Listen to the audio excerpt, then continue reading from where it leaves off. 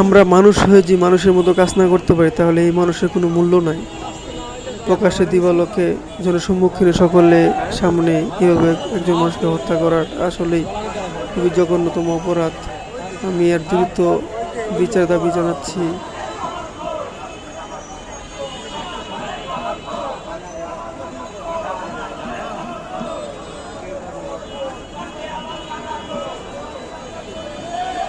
মরছে কোন লোক?